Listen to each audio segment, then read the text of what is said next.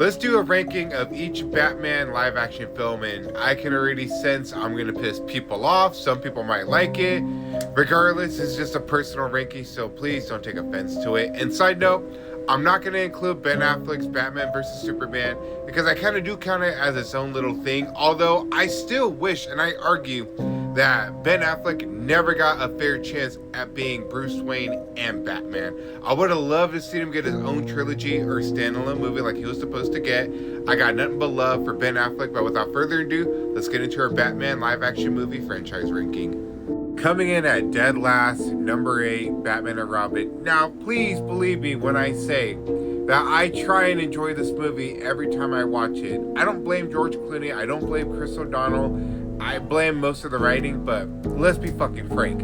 Batman credit card, the fucking bat nipples, poison ivy, and then especially Arnold Schwarzenegger's ice puns.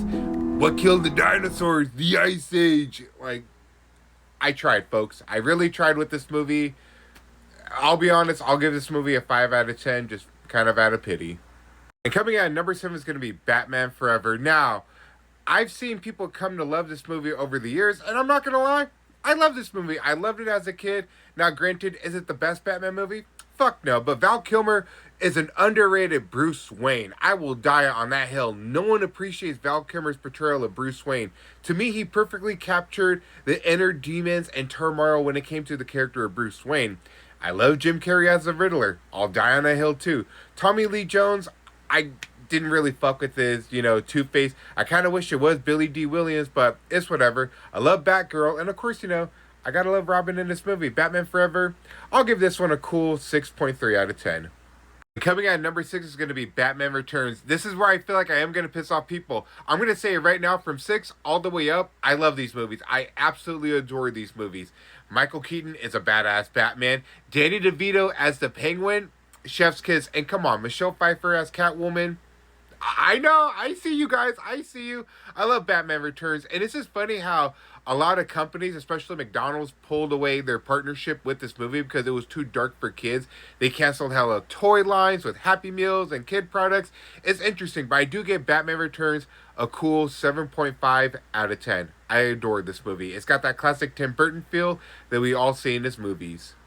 And coming in at number 5 is going to be 1989's Batman. Now, it is just so funny how people hated the fact that Michael Keaton was cast as Batman. And my parents and plenty of other family members have told me that they remember the hate, how this was on the news, that people were just hating on Michael Keaton. He said this movie's going to flop. How can someone funny like Michael Keaton betray a serious character like the character of Bruce Wayne and Batman? And for a while, from what I heard, people were only really excited for Jack Nicholson's Joker. And let's be honest, Jack Nicholson plays a badass Joker. And as soon as this movie came out, everyone just ate their words and admitted that Michael Keaton was a damn good fucking Bruce Wayne and Batman. Let's not forget that fucking Prince made some bangers for this movie, especially the song that was playing during the museum scene with the Joker and his henchmen. I just love this movie. I adore everything about it. Michael Keaton is one of my personal favorite Batmans and Bruce Wayne, so I'm going to give this movie a strong 8.2 out of 10. I love it. Also, I forgot to mention that Seal made a fucking banger-ass song for this movie too, Kiss from a Rose. You guys can hate on that song. I love it. It fits so well with this movie. Just a side note. And again, I can tell this is going to piss off some people, but at number 4 is going to be The Dark Knight Rises. Now, I think Christopher Nolan has been on record and said that he didn't want to do a third movie, and that's only because of the passing of Heath Ledger, and he did want to include Heath Ledger's Joker in the movie, which I would have loved to see, but of course, Heath Ledger passed away. Rest in peace, Heath Ledger. And funny enough, the original villain for this movie, from what I heard about rumors, was that it was going to be the Riddler played by Leonardo DiCaprio. I think it would have been interesting to see. I think him and Christian Bale would have bounced off of each other really, really good. They would have had that natural, intense chemistry, but we don't know why it didn't happen. Maybe they hate each other, from what I hear. Who knows? And for what it's worth, I actually do enjoy Tom Hardy's Bane in this movie. Now, granted, Christopher Nolan wanted to keep these movies simple, grounded, and realistic, and there's no way in hell that he was going to be able to pull off a comic-accurate Bane. The only closest one we ever got to was Bane and fucking Batman and Robin. And plus, you gotta love when Tom Hardy talks like this. And I love it for the memes and jokes when it comes to Tom Hardy's Bane. But one of my favorite scenes in this movie is when we see Bruce Wayne try to make the jump in the Lazarus pit in the safest way possible, and he says he's not afraid of dying. And and his cellmate's telling him that's not the point. You have to embrace the fear. Embrace the fear because that's the only way you're ever going to be alive. And when he finally does the jump without the rope, and the prisoners just chanting in their language, and he finally makes the jump, he doesn't rise out of the Lazarus pit as Bruce Wayne. He's reborn as the Dark Knight, the protector of Gotham. And that scene just gets me fucking pumped. If that scene doesn't get you pumped, I don't know what will. And I do think it is a good ending to an amazing trilogy. I know people wanted a spin-off trilogy with the character of Robin. Maybe they were going to shoot for a Nightwing trilogy, but for what it's worth, I do think this is the perfect ending for the Dark Knight trilogy. So I give this one a good 9 out of 10. And coming out at number 3 is going to be Batman Begins. I'm going to go on record and say this. Batman Begins and Man of Steel are the most underrated origin story when it comes to a comic book character in any cinema movie. I hardly see any love for Batman Begins. We get to see Ra's al Ghul, we get to see the League of Shadows. Everything about this movie just screams perfect origin movie when it comes to the character of Batman. Cillian Murphy as Scarecrow was his top tier casting, Morgan Freeman as Lucius Fox, chef's kiss, and Sir Michael Caine as Alfred Pennyworth. Damn near perfect casting right there. I don't know anyone else I'd argue with that.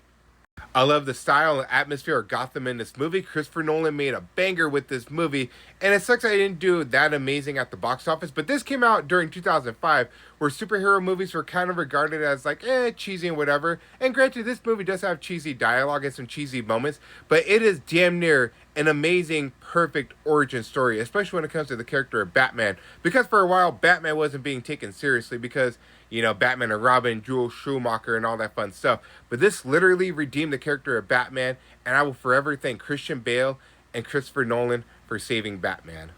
I give Batman Begins a strong 9.3 out of 10. And if I haven't pissed off anyone, I'm going to piss off someone. But again, these last two movies, depending on my mood of the day, are always switching. But for now, number 2 is going to go to The Dark Knight. Heath Ledger's Joker. What more can you say? Aaron Eckhart's Two-Face, Harvey Dent. Someone I feel like gets very overlooked in this movie because not only was he an amazing Harvey Dent, he was a damn good fucking Two-Face. This sequel is everything you want in a comic book movie. The Joker is amazing in this movie. Christian Bale brings his A game. Aaron Eckhart, again, gets overlooked in this movie as Harvey Dent, and he's one of the damn best points of this movie. And I just love how we get to see Bruce Wayne not wanting to be Batman. He wants the people of Gotham to have a hero with a face instead of worshiping a vigilante. He wants to be with Rachel. He wants Harvey Dent as Gotham's new protecting knight. And I just love that turmoil that we get to see. And also, I forgot to add, Christian Bale's a damn good Bruce Wayne. I do love how you can tell that his Bruce Wayne portrayal is way different than Batman. He just kind of perfects that craft. So Dark Knight, I'm going to give a strong 10 out of 10.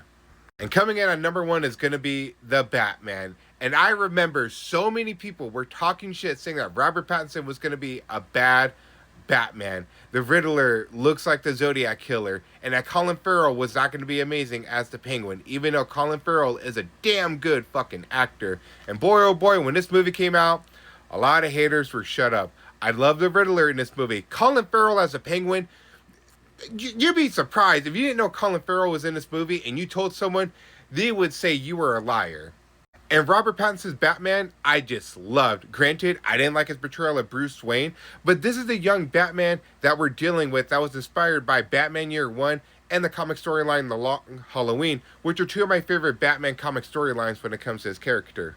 And I just love how we get to see his version of Batman make rookie mistakes. Now, granted, it is his second year as Batman established in this series, but we see him make mistakes like a rookie, where he couldn't figure out the Riddler's true master plan when it came to the city of Gotham, or when he jumps off the top of GCPD without the proper parachute equipment, and he gets hurt, and all that fun stuff. So I give this movie a 10 out of 10. Let me know in the comments below your Batman ranking.